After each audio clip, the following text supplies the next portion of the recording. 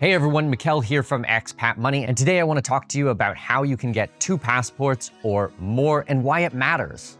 So first up on our list is citizenship by descent. This is how you're able to get a passport because your family was from a certain country overseas. Now, normally these countries are in Europe, so you can think about Poland, Ireland, Lithuania, Latvia, Italy, these types of countries that will allow you to get citizenship by descent and a passport from one of these European countries. This is a really good opportunity for people who have family ties back to the old world. Unfortunately, my family is originally from Denmark, so I was not able to get a passport from Denmark because they don't allow it. But if you have family from Europe, I would definitely look into being able to get a second citizenship and passport from one of those countries. Next on our list is citizenship by investment. This is where you're trading dollars to get citizenship in return. Now, the standard countries for this are 5 countries in the Caribbean. You have St. Kitts and Nevis, Dominica, Antigua and Barbuda, St. Lucia, and Grenada. These are the 5 Caribbean countries that make up the Eastern Caribbean bloc, plus Montserrat and St. Vincent and the Grenadines. Now, when you have a citizenship from one of these countries, it allows you to actually live in any of the other 7 countries. So this is 19 inhabited islands, or as I said, 7 countries.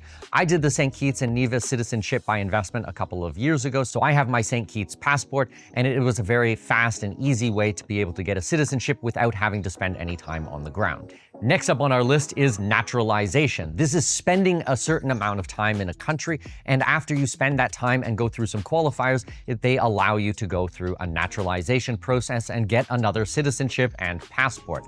So examples of this might be in Panama or Costa Rica or these types of countries where if you live in the country for 5 years and you go through a couple of obligations like learning a bit about the history, some tests on the geography and the political structure, as well as learning Spanish, they will allow you to apply for citizenship. Now, it's not instant, it's not automatic, but you can go through the process in these countries. So before, where we talked about citizenship by investment, where you're going to give a donation or a large amount of money, a significant contribution to the country, and it's going to be very little or zero time on ground. This is the opposite. You're going to be spending very little dollars, but possibly 5 years, 7 years, 10 years, depending on the country and following their laws. Most countries in the world have some type of naturalization process, with the exemption of, say, the GCC countries. You can think Saudi Arabia, Oman, Yemen, United Arab Emirates, Qatar. A lot of these countries will not allow you to naturalize in the country unless you go through marriage or something like that.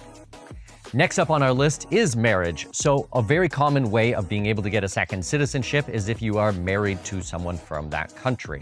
So a good example of this is if your spouse is from Mexico, you have a fast track way of getting citizenship in Mexico. I have clients who are currently going through this program, and it's a very good option of picking up a second passport based on your family ties. And in the same vein, if your child was born in another country, they're going to be able to get citizenship automatically. And in some countries, it even allows the parents to be able to go. So right now I am in Brazil. My second child was born in Brazil. So what I can do is apply for what's called a family reunification visa and get my permanent residency in Brazil. And after living here for 1 to 2 years, then I could apply for my Brazilian citizenship.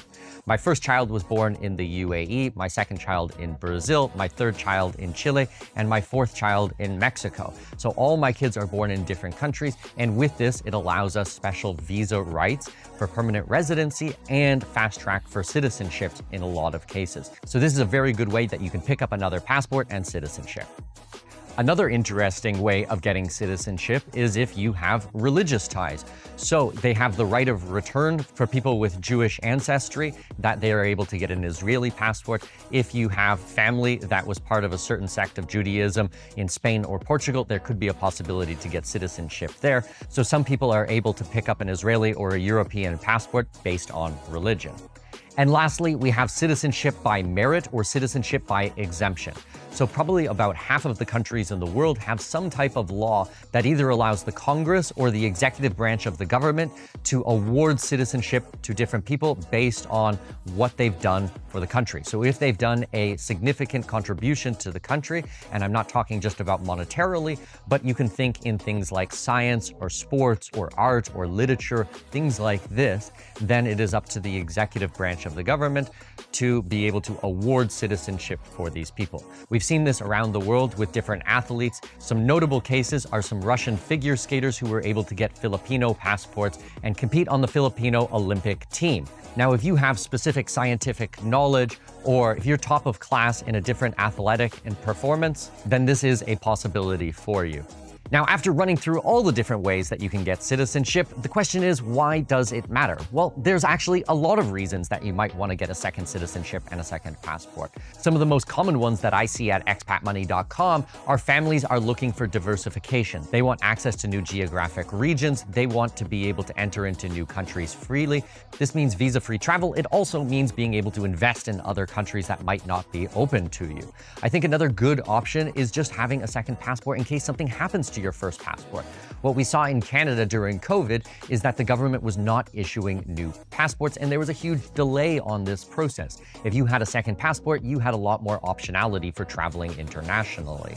And lastly, I would say if you have a passport which is not as favorably viewed as some other countries, being able to change your nationality really helps change who you are and how people view you in the world. Now, where we were born in the world, obviously we're not able to control that, but we can control what we do with our citizenship and our passport. So if you guys are looking for help in getting a second citizenship and a passport, what I want you to do is join us at expatmoney.com, fill out an application to work with us, and make sure you also sign up for the newsletter. That's it for today's video. If you guys enjoyed it, make sure you hit the notification bell and subscribe to the channel. We're putting out new content every single week at expatmoney.com. And that's it. Have a good one. Thanks so much.